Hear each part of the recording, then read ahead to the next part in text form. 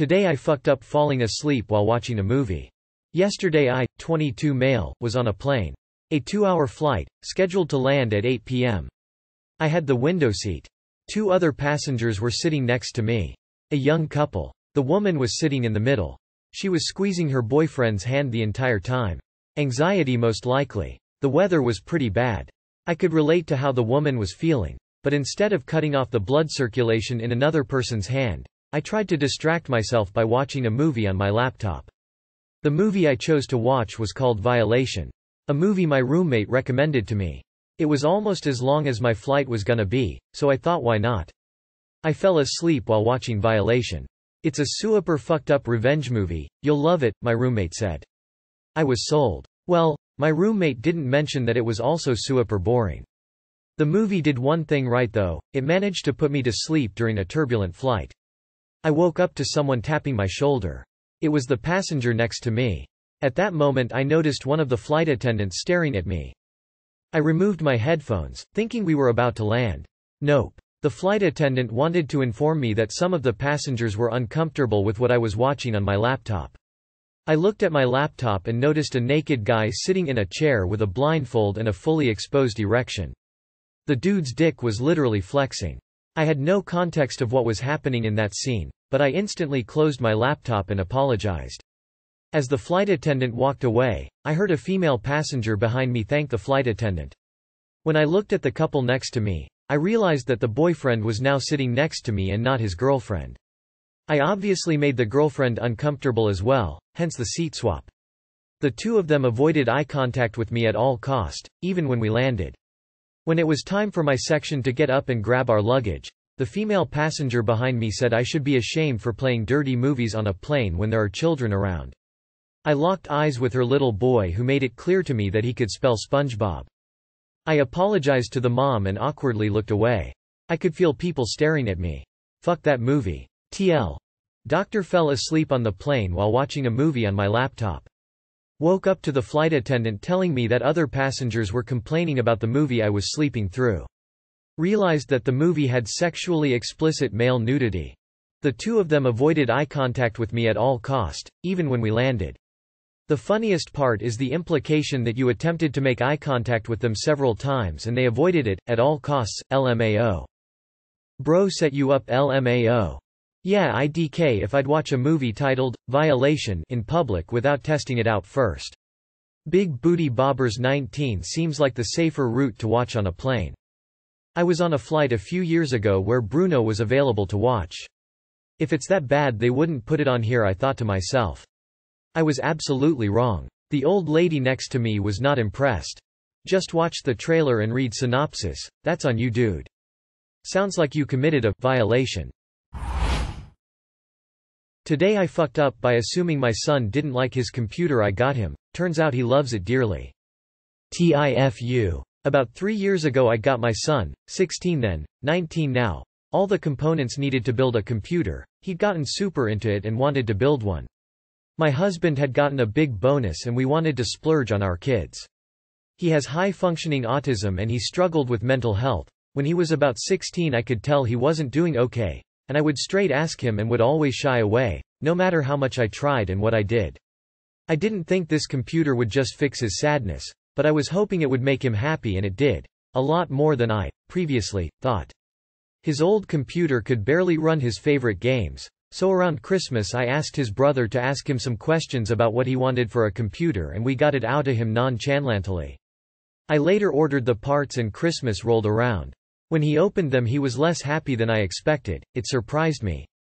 I thought he would cry but he didn't, he was visibly happy but not as much as I expected. He later built his computer and played on it all the time, he still uses it all the time. That brings us to today. He was on break from college and brought his girlfriend over. We were talking and he brought up that computer. He was talking about how it changed him and made us exponentially happier than he had ever been. I was surprised by this statement. I brought up how he didn't seem as happy as he described and he said something that made me almost cry. That computer was about the only reason I didn't kill myself. I knew he always struggled with mental health but that really caught me off guard. And it also got his girlfriend too. She seemed like she'd never heard anything like this from him before. He said that and everyone at the house tensed up, it got really awkward and he realized what he did. We just ate then watched TV until it was time for him to go back to his place. We said we love each other and he went on his way. He did seem a bit frustrated at me, and his girlfriend simply mad. That's the last I've heard of him since and I'm not sure how to approach it. Too long did not read. I thought my son was only mildly happy with his computer I got him, but it actually made his mental health improve. Now they're mad at me for my assumption. You should consider whether it would be beneficial to explicitly bring up, at least, the following. That you were unaware that he was in such a bad place, mentally. That you did not have the time to process the information during dinner time. That you are glad that he became happier, and that you want him to be happy. Don't tiptoe around these things. Be explicit about your feelings, and help him understand that you don't blame him for keeping you informed about his life. As a parent, you want that. Signed. A son who loves talking to his parents about heavy topics, and a father who wants to talk to his children about heavy topics in the future. Are you sure he's mad? Because you were also sure he didn't really like the computer. Not sure how misinterpreting an emotional reaction from someone on the spectrum is any reason for anybody to be upset.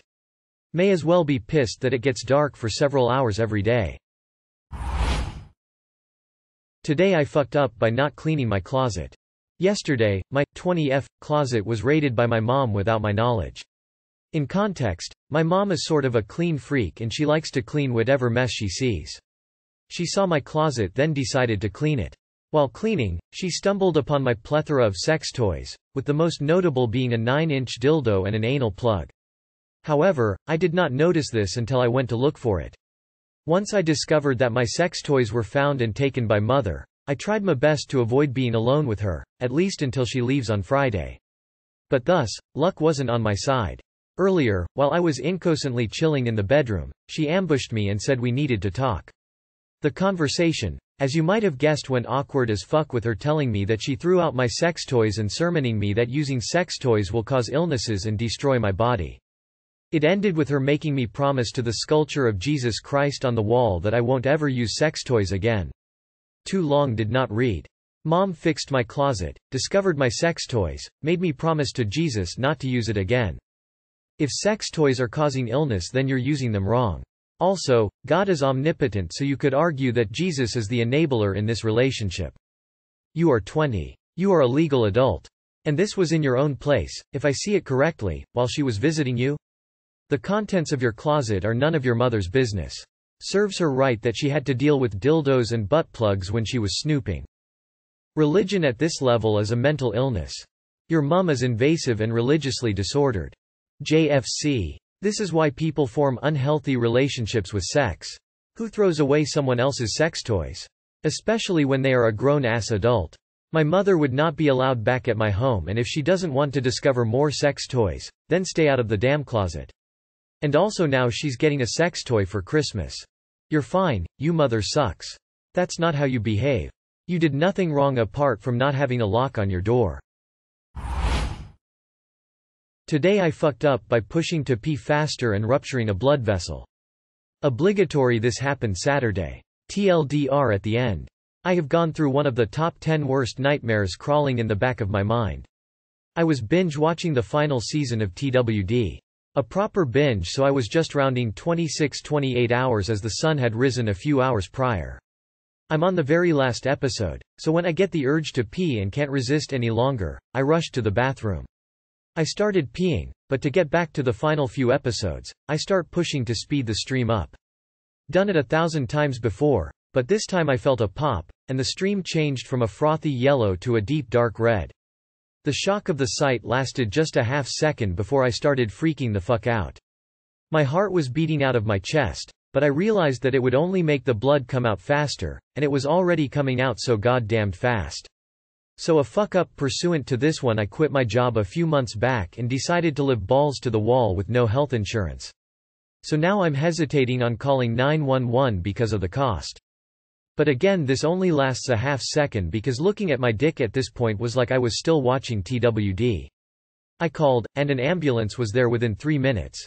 In those 3 minutes I ran up and down the stairs 3 times looking for things I should take with me, and stopping intermittently to replace the soaked through toilet paper.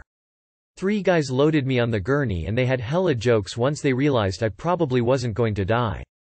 Once I'm in the hospital they got me on antibiotics and asked if I wanted some painkillers. I declined because I had zero pain at that point. Now they also asked for a urine sample to test for kidney problems, UTI. I cannot describe the pain of that first time peeing again. It was a mostly blood urine sample. The second time peeing felt like I had a hot needle in my urethra. And the first time was like an order of magnitude worse. I was damn near begging for meds then. But those 2 times were the only real pain and they didn't last long. I continued to leak blood, but it has slowly stopped over the last few days. Even saw a urologist that told me several times several ways that he could stick his scope up my penis, but all I needed to do was let it heal. So now that's what I'm doing. And warning others of the dangers of pushing while you pee. Don't do it, or you might bleed like me. TLDR, I pushed while I peed, felt an artery pop and started spraying blood from my dick like a Kool-Aid-filled, pissing boy, statue. I'm all good now though. I do this all the time because I have a huge bladder and shit to do. Well, that's enough Reddit for today. So early. Do you not know how to pause? Just wait. As you get older the slower your urine comes out. What used to take 15 secs now takes a min and a half. Don't rush it. How long were you holding it in? Did they tell you which vessel popped? A good piece of advice is to never strain. Struggling to lift something? Fucking team lift. Taking a poop? Either it will happen or it won't, don't push too hard. Same with pee. Just let stuff happen in its time.